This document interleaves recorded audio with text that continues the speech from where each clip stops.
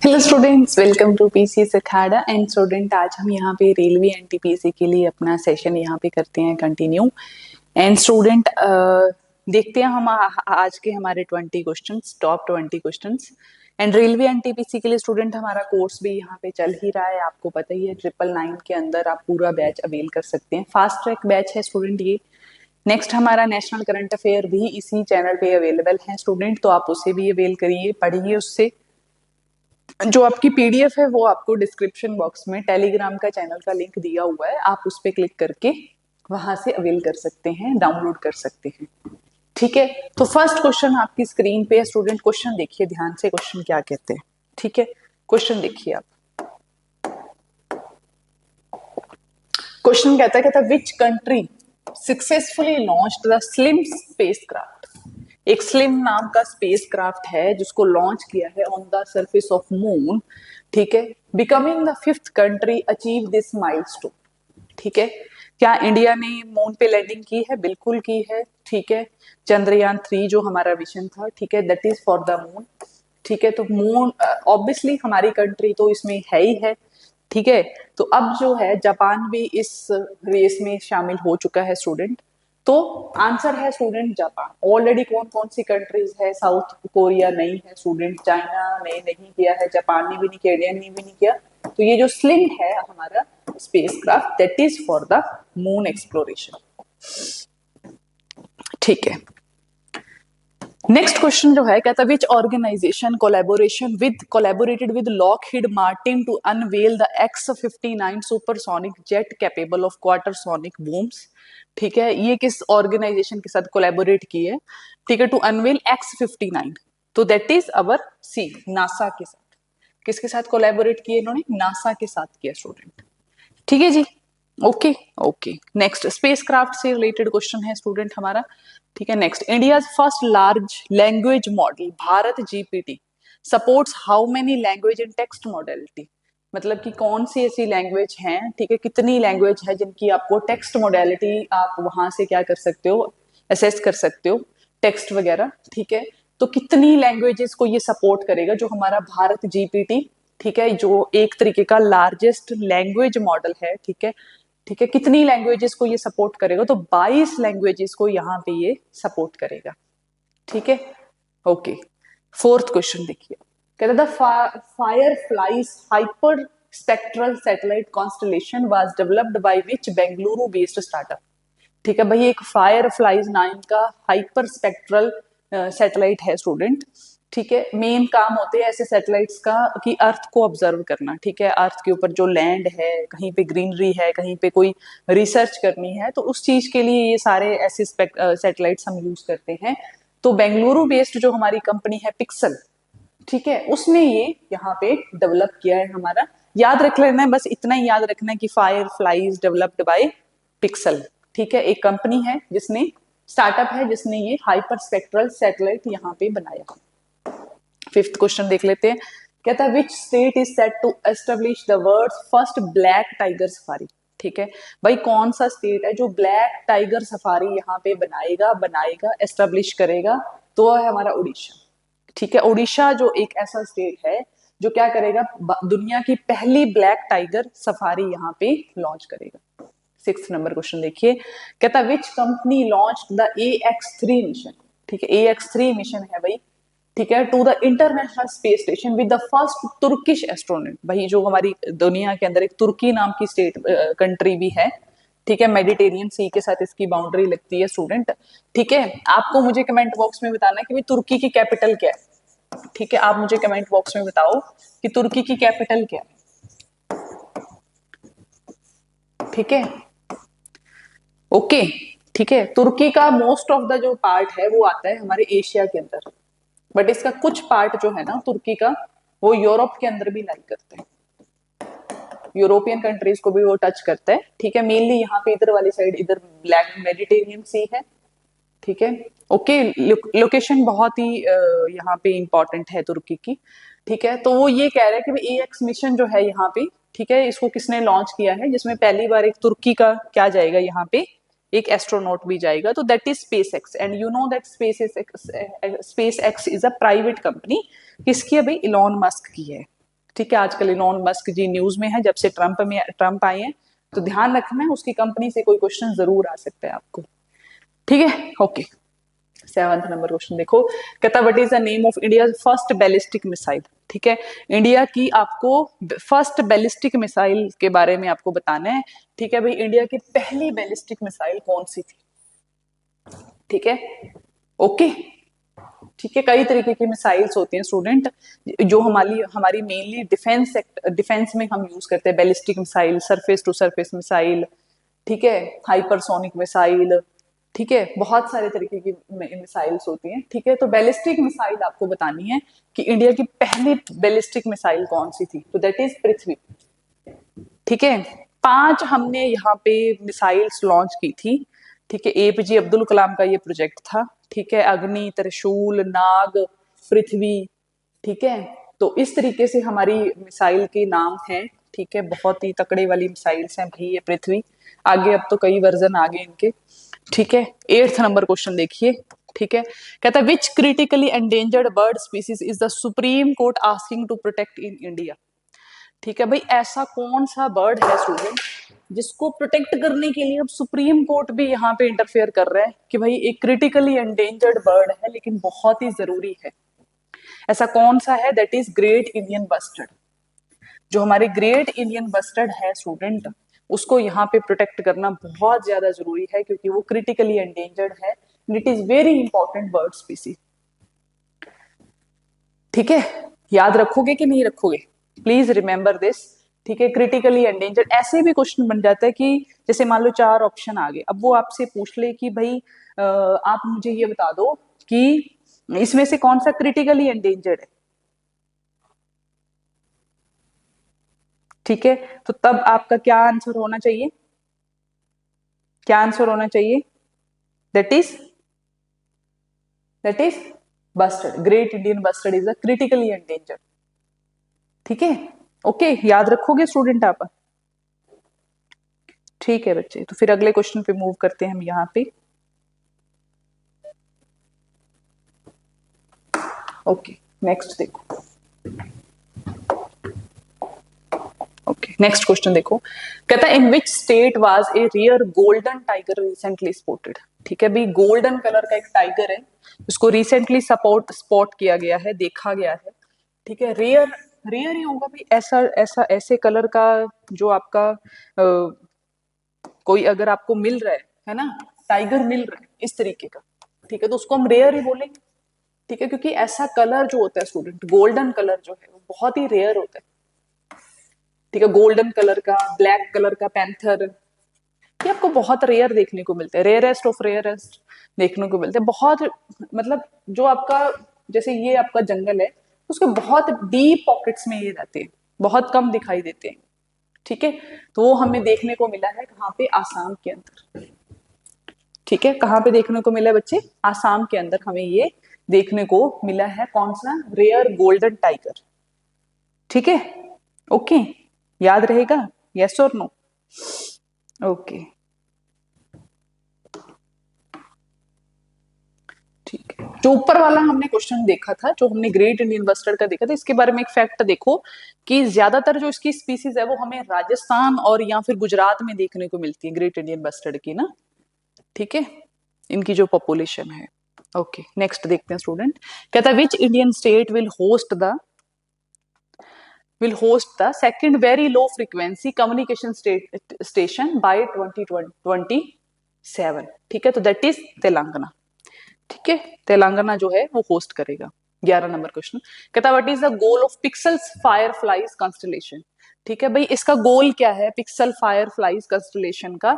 ठीक है, तो स्पेस टूरिज्म ये तो इसका पर्पज नहीं होगा। ठीक है, क्योंकि हम ऊपर ही पढ़ के आए हैं, हाइपर स्पेक्ट्रल एक टूरिज्म वो है satellite, hyper spectral earth observation. मैंने कहा था ना कि ऐसे जो आपके क्या होते हैं, फायरफ्लाइज नाम का अगर कोई ऐसा सैटेलाइट है जिनका, जहां पे हाइपर स्पेक्ट्रल की बात आ जाए या स्पेक्ट्रल से रिलेटेड हो, तो प्लीज रिमेंबर कि वो अर्थ ऑब्जर्वेशन सैटेलाइट ही होंगे।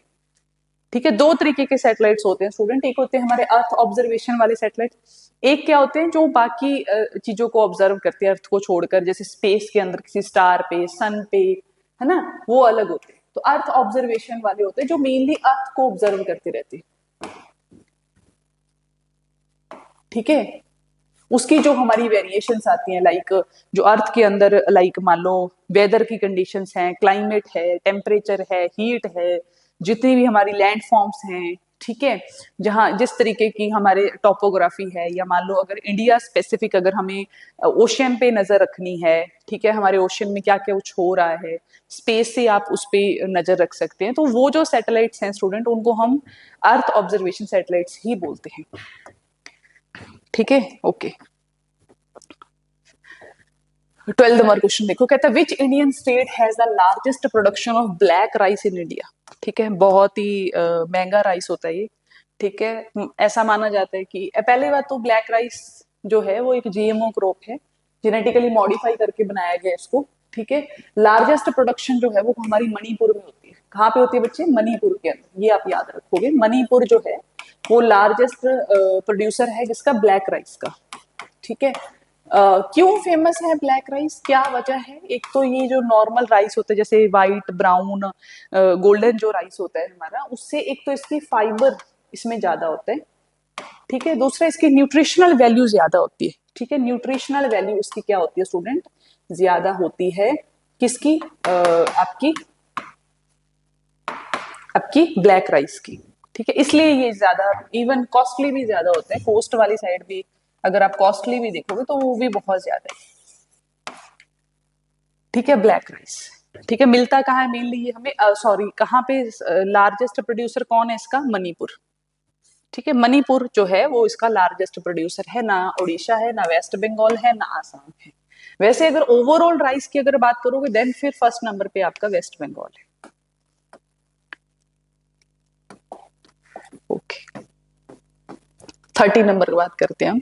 What does the bio indicator lidar instrument, ठीक है, बिल्ली बोलते हैं जिसको हम, bio indicator lidar instrument primarily search for what, ठीक है। तो आप याद रखोगे बच्चे कि जो बिल्ली बिल्ली जो हमारा यहाँ पे प्रोजेक्ट है, हमारा लिडार इंस्ट्रूमेंट है, एक तरीके का बायो इंडिकेटर लिडार इंस्ट्रूमेंट, इसका मेन काम है यहाँ पे कि अर्थ के ये देखना कि मार्स के ऊपर क्या लाइफ पॉसिबल है, क्योंकि स्टूडेंट जो हमारा मंगल ग्रह है ना, मंगल ग्रह है हमारा जो, ठीक है, एक तो इसके बारे में याद रखो कि इस पे हमें पानी मिला है, वाटर मिला है, और एक चीज याद रखो कि जहां पे वाटर होगा वहां पे लाइफ एग्जिस्ट कर सकती है आराम से, क्योंकि लाइफ को एग्जिस्ट करने के लिए स्टूडेंट सबसे जो नेसेसरी चीज है दैट इज योर वाटर, क्योंकि सबसे पहले जो लाइफ एग्जिस्ट हुई, लाइफ बनी, ओरिजिन हुई, जहां पे ओरिजिनेट हुई, अगर हम अर्थ की भी बात करें तो वो हमारी कहाँ पे हुई है स्टूडेंट? वाटर में ही हुई है, ओशियंस में ही हुई है।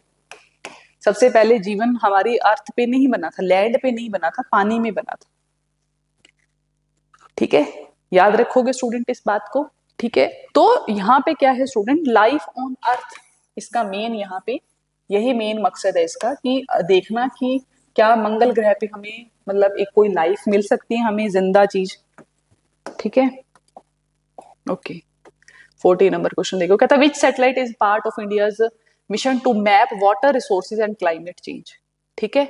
तो ऐसा कौन सा है? तो ऑब्वियसली स्टूडेंट जो हमारे अर्थ ऑब्जर्वेशन सैटेलाइट्स होंगे उन्हीं का ये मेन पर्पस होगा, ठीक है। EOS-6, देखो EOS जहां पे भी आप वर्ड देखो और ऊपर अगर लिखा हो कि अर्थ से रिलेटेड, क्लाइमेट से रिलेटेड, टोपोग्राफी, लैंड फॉर्म्स, ठीक है, वेदर, क्लाइमेट चेंज, अगर आपको कुछ भी है, कुछ भी याद नहीं है बच्चे, 4 ऑप्शन में आपको दिखने को मिलता है कि EOS लिखा हुआ है, 4 लिखा हुआ है, EOS-5 लिखा हुआ है, EOS-6 लिखा हुआ है, चुप करके किसी एक पे क्लिक कर देना, ठीक है। उसी पे क्लिक करना जो हमारा EOS होगा, अर्थ ऑब्जर्वेशन सैटेलाइट, ठीक है। यही जो है मेनली हमारी अर्थ के अंदर जो भी चीजें हो रही है उसको ऑब्जर्व करते हैं, ठीक है। सो प्लीज रिमेंबर, ना ये है ना ये है, EOS-06, कुछ भी लिखा हो, EOS अगर लिखा हुआ है वर्ड, देन आप इसी पे क्लिक करोगे स्टूडेंट, क्योंकि यही हमारा मेन अर्थ की जितनी भी चीजें हैं, चाहे फिर रिसोर्सेज हैं, क्लाइमेट है, वेदर है, टोपोग्राफी है, लैंडफॉर्म, हर चीज हमारा अर्थ ऑब्जर्वेशन सैटेलाइट ही करते हैं।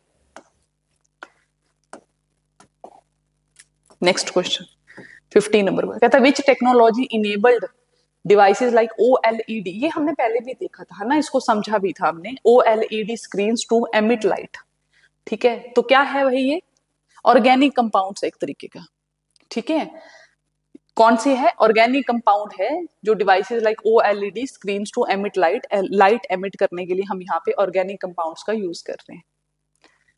16 नंबर क्वेश्चन देखो, कहता lenacapavir a new drug is primarily targeted at which disease. ठीक है, ये वही इंपॉर्टेंट क्वेश्चन है। ठीक है, ये बहुत जरूरी क्वेश्चन है, यहाँ पे ये क्वेश्चन जरूर बन सकता है। लीना कैपिवर जो एक न्यू ड्रग हमने बनाई है, ये मेनली किसको टारगेट करता है, कौन सी डिजीज को टारगेट करता है? So please remember that is for the HIV। ठीक है, that is for the HIV disease. AIDS जो हमारी डिजीज है, जो कि एक नॉन क्यूरेबल डिजीज है स्टूडेंट, इसको क्योर नहीं कर सकते, ना ही आप भी याद रखोगे कि there is no vaccination for the HIV। अभी तक कोई वैक्सीन डेवलप नहीं हुई है बच्चे HIV के लिए। एंड याद रखना कि वर्ल्ड के अंदर अगर कोई पैंडेमिक इस टाइम पे चल रहा है तो वो कौन सा चल रहा है? एड्स जो है वो एक वर्ल्ड पैंडेमिक है, याद रखना। ठीक है, जैसे हमारा कोविड आया था। ठीक है, याद रखोगे बच्चे, यस और नो? ठीक है, तो HIV एड्स। ठीक है, लीना कैपिवर ये न्यू ड्रग है जो मेनली टारगेट करती है हमारी HIV या फिर मैं कहूँ कि एड्स को। ठीक है, एड्स की फुल फॉर्म बता सकते हो मुझे कोई? कमेंट बॉक्स में चलो बताओ मुझे एड्स की फुल फॉर्म। ठीक है, नेक्स्ट क्वेश्चन देखते हैं। कहता है व्हाट इज इंडियाज की initiative in hypersonic missile research. क्या मेन है, मेनली यहाँ पे कौन सी ऐसा की इनिशिएटिव है? ठीक है, इन हाइपरसोनिक मिसाइल रिसर्च ब्रह्मोस जो है वो हमारी यहाँ पे क्या है की इनिशिएटिव है इन हाइपरसोनिक मिसाइल के अंदर। ठीक है, याद रखना ब्रह्मोस जो है वो एक हाइपरसोनिक मिसाइल है। 18 नंबर क्वेश्चन कहता where is India first augmented reality AR training centre being established. ठीक है, आपको इंडिया का पहला ऑगमेंटेड रियलिटी ट्रेनिंग सेंटर बताना है, कहाँ पे एस्टेब्लिश हुआ है। सो प्लीज रिमेंबर वाराणसी के अंदर। कहाँ पे हुआ है? वाराणसी के अंदर इंडिया का पहला augmented reality training centre establish हुआ है वाराणसी के अंदर, याद रखोगे, ये बहुत इंपॉर्टेंट फैक्ट है। 19 नंबर क्वेश्चन, ठीक है, कहता what is a significant application of cryogenics in space technology.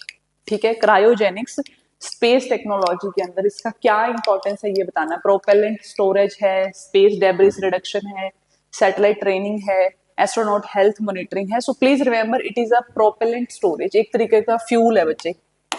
ठीक है ठीक है, क्या है student? Cryogenics in space that is propellant storage है एक तरीके का। ठीक है, जो स्पेस के अंदर फ्यूल लगता है ना, बिल्कुल लगता है, एनर्जी तो चाहिए ना उसको। ओके, कहता है विच ऑर्गेनाइजेशन, डी क्वेश्चन देखो हमारा 20th क्वेश्चन देखो, कहता है which organisation is collaborating with Reliance Jio to establish 5G innovation lab. ठीक है, कौन सी ऐसी ऑर्गेनाइजेशन है जो कोलैबोरेट कर रही है रिलायंस जियो के साथ? ठीक है, रिलायंस जियो के साथ वो कोलैबोरेट कर रही है। ठीक है, to establish 5G innovation lab. ठीक है, इनोवेशन लैब बनेगी हमारी 5G, तो दैट इज OnePlus India। ठीक है, जो OnePlus India है वो क्या कर रही है? कोलैबोरेट कर रही है। OnePlus के फोन भी तो आते हैं ना। ठीक है, वो जियो के साथ कोलैबोरेट कर रही है for the 5G innovation lab के लिए। ठीक है, याद रखना है स्टूडेंट, इंपॉर्टेंट क्वेश्चन रहेगा ये। ठीक है, तो इसी के साथ स्टूडेंट हमारे यहाँ पे क्वेश्चंस होते हैं ओवर। ठीक है, जो भी स्टूडेंट का कोई डाउट है then please comment me. And second thing, जो भी स्टूडेंट बैच अवेल करना चाहता है, ठीक है, डिस्क्रिप्शन बॉक्स में एक नंबर भी दिया गया है, अगर आपको कोई डाउट है बैच से रिलेटेड तो आप उस पर कॉल करके भी पूछ सकते हैं। ठीक है बच्चे, ठीक है जी, तो फिर करते हैं ये सेशन हम यहाँ पे over. Thank you, have a nice day.